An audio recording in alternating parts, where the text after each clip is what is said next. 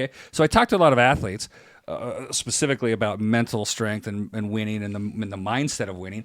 And they tell me, they're like, Ken, oh my God, this, and this. I'm like, yeah, no shit. Like, really? Like, yeah, that's the same thing I had. Were you nervous? Well, yeah, that your body, that's the point of sport. Right. The point of sport is to make you like nervous, like fearful, all right, scared, like all these things, like angry, upset, lose your mind. That's how they're designed. That's the way they're designed. That's what makes them interesting. So when these athletes come to us and they say, God, what was the one? She was like, I can't remember what she said. It was so funny. She goes, I feel like somebody has unscrewed the top of my head and is pouring the most vile liquid into my brain. Because what you have to do is you have to get them to talk about their emotions. So how are you feeling really? You get the emotion wheel out, and then you tell them like, how are you experiencing the game? What are you experiencing during the game? Well, what I'm experiencing in the game is my head being unscrewed and liquid being poured into my brain. Okay, that's how athletes talk. When you get them to a place where you can have a conversation with them, and you're like, guess what? Totally normal. They're like, what? Totally normal. Yeah. You know, anxiety, your body's number one motivational tool.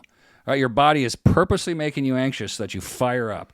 You need the emotion that comes from anxiety and fear in an athletic contest. So if athletes are out there feeling that, totally normal. It's a good thing.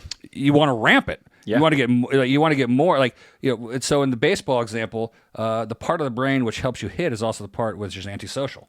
Okay, so as you're developing your baseball swing, you're hitting when you are developing hitting a baseball, you are also developing antisocial behavior, which is why Ted Williams was antisocial. Ty Cobb is antisocial.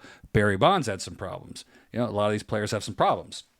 A lot of them hide it. It's fascinating. A lot of them, yes, okay. So when you start talking to these athletes and getting in their heads, you know, so when you talk about golfers, for example, okay, they're fearless. All right, the main quality of a golfer is they're just like, they don't care if they hit it in the trees. They're gonna get it out anyway. Right.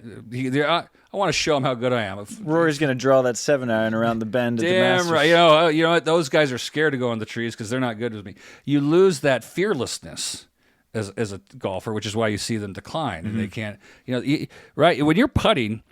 You can take the direct line, which if you miss, you're hosed. So you got to go for it, right? Versus like, I'll try to put it close. Like if you're a golfer who's thinking of putting it close, you're never going to be a golfer. Yeah, you got to be thinking I'm going in the hole every time. Okay, JJ. So, yeah, 68-footer canned for the That US was Open. unbelievable. I jumped off my couch. I've never seen anything like that. Do you know what he talked about? He talked about how they train that they do $100 shots. So he goes in all his practices, like all with the guys on the tour, they go like 50, 60 feet away and go, anybody can make this putt. It's a $100 putt. And he goes right before the putt, he goes, this is just a $100 putt. I'm going to make this thing. I love that. Drilled it. I love that. So anyway.